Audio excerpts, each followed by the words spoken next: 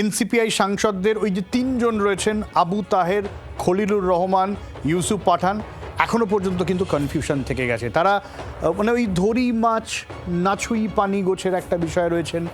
এনসিপিআই এনডিএতে আছেন, তারা এনসিপিআইতে আছেন, আবার তারা বলছেন তারা এনডিএতে নেই। তারা আবার শুভেন্দু অধিকারীর সঙ্গে বৈঠকে করছেন, কিন্তু বিজেপির বৈঠকে নেই। রাজীব, তাহলে গোটা বিষয়টা কোন জায়গায় দাঁড়িয়ে আছেন? মানে তারা কি ভেতরে ভেতরে আছেন, বাইরে বাইরে নেই, নাকি তারা বুঝতেই পারছে না তারা কোথায় আছে?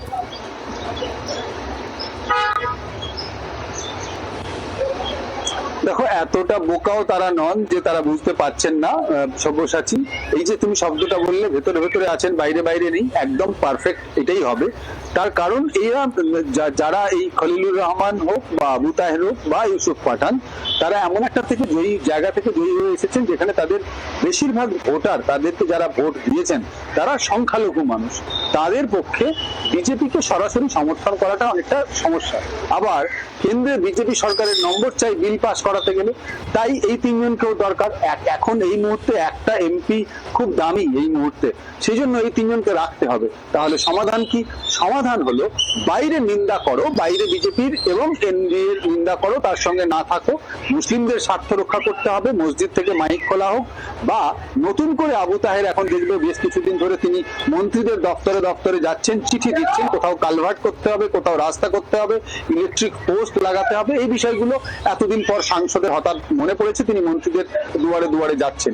এই সব কিছুর মধ্যে রয়েছে একটা কিন্তু দেখানো, লোক দেখানো ব্যাপার। আর ভেতরে তারা কিন্তু এনডিএতেই রয়েছেন। তার কারণ জলের মতো পরিষ্কার, যারা একটু রাজনীতির জ্ঞান রাখেন তারা যে দল গঠন করেছেন বা দলে যোগ দিয়েছেন, সেই এনসিপিআই দলটি আচ্ছা এনডিএ কে সমর্থন করে। একদমই, অনেক ধন্যবাদ রাজীব। আর কি বক্তব্য আছে শোনাবো আপনাদের। 20 জনের লোকসভার যে সমস্ত ভোটার এবং নাগরিক আছেন তারা জেনে রাখুন, এরা বকলমে কিন্তু বিজেপিই করছে, বিজেপির দালালি করছে। বলছে এনসিপিআই আমরা এনডিএ শরিক। বিজেপি কত বড় একটা দেউলিয়া দল, যে দলটা কোনো স্বীকৃতি পায়নি, যাদের সাংসদদের এখন স্পিকারকে এআইটিসি সাংসদ বলতে হচ্ছে, তারা কি করে এনডিএর বৈঠকে যেতে পারে? আর তারা যদি এই স্ট্যাটাসে এনডিএর বৈঠকে যান, তাহলে তৃণমূল সাংসদ হিসেবে তাদের সাংসদ পদ খারিজ হচ্ছে না কেন?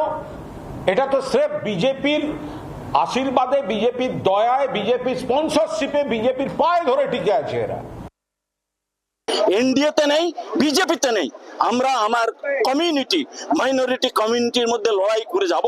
যদি মাইনরিটি কমিউনিটির সঙ্গে কোনোভাবে কোনো রাজ্য সরকার হোক, কেন্দ্রীয় সরকার হোক, কোনো ধরনের অত্যাচার করে, তাহলে আমরা তা রুখে দাঁড়াবো এবং পার্লামেন্টে আর রাজ্যে যেখানেই হোক তা বিরোধিতা করব। বাংলার আওয়াজ, বাঙালির আবেগ, জি 24 ঘন্টা।